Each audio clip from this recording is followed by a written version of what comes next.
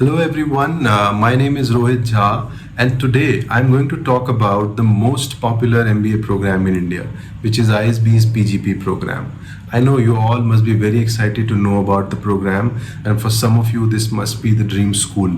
So definitely you would want to get into your school. Now, before I start, let me just introduce myself a little bit. So, I have a corporate experience of around 13 years around the globe in diverse industries. And then after that, I started my own firm from the last 5 years. Now, from the last 5 years, we have helped many students to get into their dream colleges for a range of programs such as MBA, MIMs, Masters, and other Masters as well. So, before I start, let me just tell you what exactly I'm going to talk about in this video.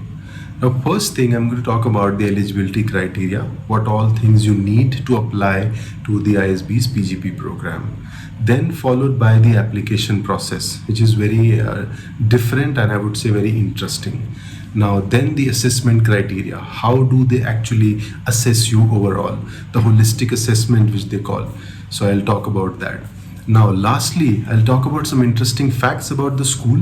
Most of the facts, of course, you'll find it online and on the website also, but definitely I just want to discuss a little bit so that you can get excited about the school and you can further do your research. So let's start the first and important parameter, which is the eligibility criteria to apply for the PGP program. Now, first thing, you need to have a bachelor's degree. 3-year, 4-year, any degree you can have. You can be an engineer, or you can be a humanities student, or you can be a student from any other field.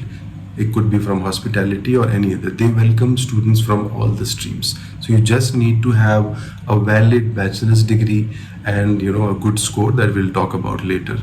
Now, other than that, you also need to have 2 years of work experience. Now, when I say 2 years of work experience, so this should be your post-bachelor's. So after you completed the graduation or the bachelor's degree, they will start counting the experience from there. So 2 years from the intake date. Now, for example, if the classes starts for ISB in April, so your experience should be, you should be completing 2 years by March 31st of that particular year when you are applying. So that's how they assess. Now, coming back to the experience, now it could be it could be a corporate experience, you could be a full-time employee, or you can be an entrepreneur. That is also considered as a full-time experience. Lastly, you can also be in your family business. You can provide the documentation or credentials that you're a part of your family business, and that was something you were doing full-time. So that can also be considered as a full-time experience. Now, thirdly, an important parameter is your GMAT or GRE score. Now, many people, they ask whether I should write GMAT or GRE. I would say you can write any exam wherever you feel confident, where you can score high. Now, schools, they generally, ISB, they don't discriminate about the exam, GMAT or GRE. You need to have a great score according to the school's requirement or according to your profile. So that's one of the criteria. And one more thing which I'll also mention here, they only accept the exam which is center based, not the online or the home edition of GMAT and GRE. And this they have started from this year only. So just make sure that you write the exam at the center if ISB is your target school. That's it. So this is about the eligibility criteria. Now, let's talk about the application process. Now, in this video, I'm only going to talk about the key components which they look for or which they ask for. Now, the details, definitely I'll make another video on that. So let's talk about the first component. The first component, and an important one, is your resume. Now, they would expect you to have a good resume which should be accomplishments driven. And that should cover your professional experience, that should cover your educational background, and that should cover all your extracurricular activities, whether you did in college or maybe post-college, you're a part of some CSR activities, volunteering, hobbies, interests, travel experiences. You can mention everything in that resume. So this typically a 3-dimension, I would say. These 3 dimensions should be part of your resume. Now, the second and the most important part would be essays. Now, recently, or I would say this year, they have 2 mandatory essays plus an optional one, 3rd essay. So I will personally recommend that you should write all the 3 essays. Now, essays I will make a separate video with a complete detailed analysis of all the three questions.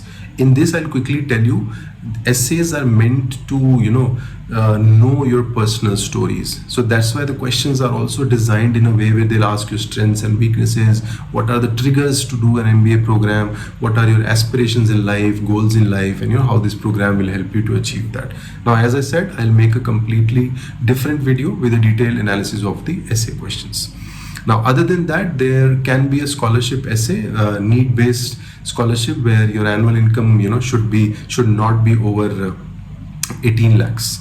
So then you can apply for the need-based scholarship as well. And there are some category-based scholarship as well that you can check in the form. So this is about the essays. Now, the third component is your letter of recommendation. Now, when I say letter of recommendation, the school requires only one letter of recommendation.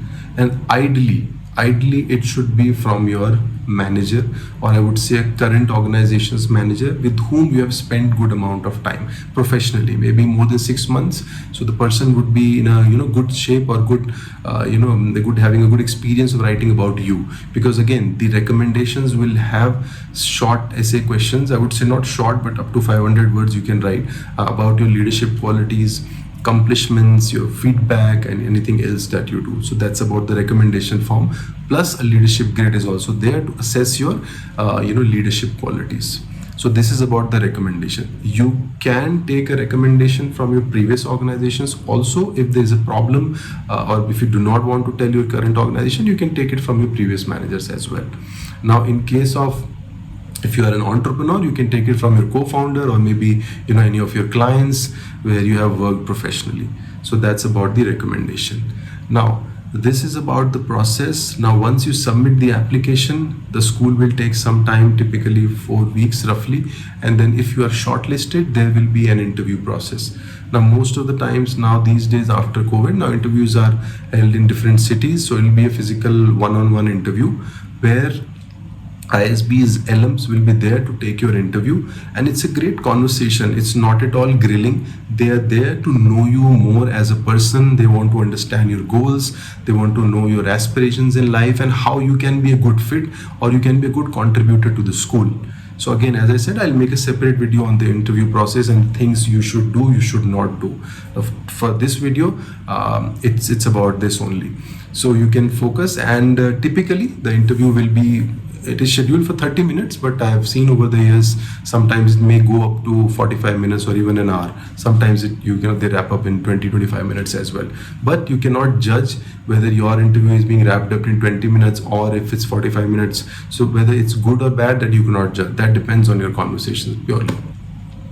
Now, so this is about the whole process which they follow. Now, other than that, now let's talk about the assessment criteria. How do you assess that, okay, my profile is good or bad? Now, it's a very difficult question. I would recommend you do get an assessment done from anyone, maybe from your ISB alums, or if you wish, I can do that as well. But the major criteria I'll tell you. So in 3 areas they assess you. Number 1 is your academic potential. Now, when they say academic potential, they definitely look at your GMAT or GRE score, followed by your bachelor's degree GPA, and they also ask for a high school score. So I believe combining all 3, they look at holistically that what has been your journey in terms of academics. So that is one part of your assessment. Now, the next part of your assessment is your work experience. Now, when I say work experience, there are a lot of factors in that section when they assess your profile. So career progression is one thing which is very important.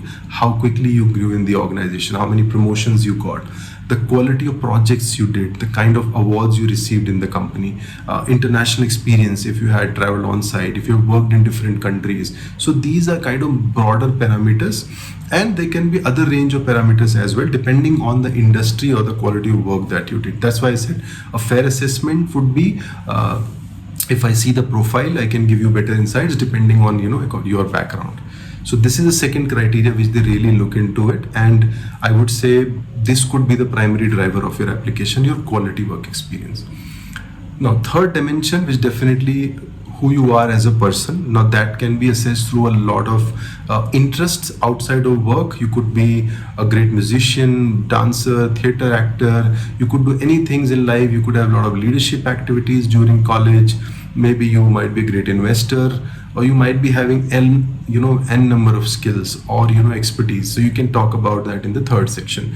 You volunteering, you can talk about CSR, you can talk about, and there anything you would want to express which reflects your personality outside of your work. So that's kind of a third dimension. So this is how they assess in all three areas, and based on that they definitely look at the fit, and depending on the pool, because they also look at diversity factor. They also look at your background, in which pool you are. So there are many factors, but broadly this is how you should assess that how good I am in all three areas. So this is about the assessment criteria. I think this covers most of it about ISB. Some interesting facts, as I mentioned in the beginning, I would want to talk about. So see, I feel it's a great school. First of all, the range of experience is amazing. Like from 2 to 22 years, like you will have everyone technically in the class. If you are an aspiring consultant, or maybe if you are an aspiring investment banker, anyone, you may find a lot of people within the class only, and that peer learning or peer mentoring, whatever you can term it, is outstanding at ISB. So that's one thing which I really like about the school, plus the diversity. So gender diversity, very good, like 55-45, typically they maintain that diversity. And range of people from doctors, lawyers to army veterans, you will have everyone in the class. So that kind of a diversity is really interesting for an MBA class. Other than that, I think this 1 year tight curriculum in itself is pretty good. You will have a range of core courses, plus the most interesting part is your electives. So you name any elective you want to study, you will be having. It's a huge range of electives you can study from. And it's not only about academic journey. They have experiential learning program where you can work with the companies on a real-time project during your MBA. They have programs like LEAD, which are focused on your leadership development. They have clubs, they have range of activities, annual festivals, sports activities. So it's like a complete holistic MBA program, I would say. And it's very rigorous. You won't get time in, whenever you join in the next 10 to 12 months of your life. So that's about the school. One more important thing I like about the program is the international exchange. Now, if you're really keen on, gaining some international experience and an experience of your lifetime, maybe you want to get into Wharton or Kellogg, schools like that, this is your opportunity. You can go for an exchange program, you can have a fun trip, you can learn a lot culturally, and you can see the school, and that's a pretty good, experience you will have while at ISP. So that's another thing which you will love the school. Now, the most important part, which I'm sure you must be excited about, is the placements. So placements, I feel over the years they really did well. Even during COVID, it was hit just like any other business school, but still they did well. So recent years, I've seen like more than 32 lakhs is the average salary. That's pretty good in India.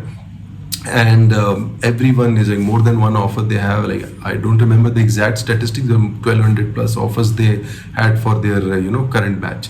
So that's pretty good in terms of growth, and I would say it's a starting point of your life. So don't consider, or while calculating an ROI, just see, okay, they charge 45 lakhs and I'm getting a job at 32 lakhs. It's an investment for lifetime. You will make millions.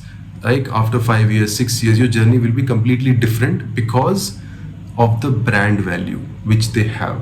You talk about brand value, you talk about rankings everywhere, you will feel it's the best school in India, and even around the globe.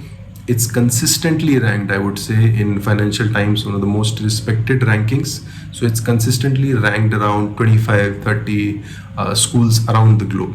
So that speaks a lot about the school. So yeah, I mean, these are some of the interesting facts. I'm sure I have answered all your queries or maybe your concerns about the program. And as I promised, I'll make another video on essays, interview process of ISB. But for this video. Thank you so much for listening to me. In case if you have any questions, please drop your questions in the comments. And if you want to reach out to me, please reach out to me maybe through LinkedIn, or my number is on the website, and through emails I'll be available on any social media platform as well. So that's it. Signing off for this video. Thank you so much. Take care. Bye-bye.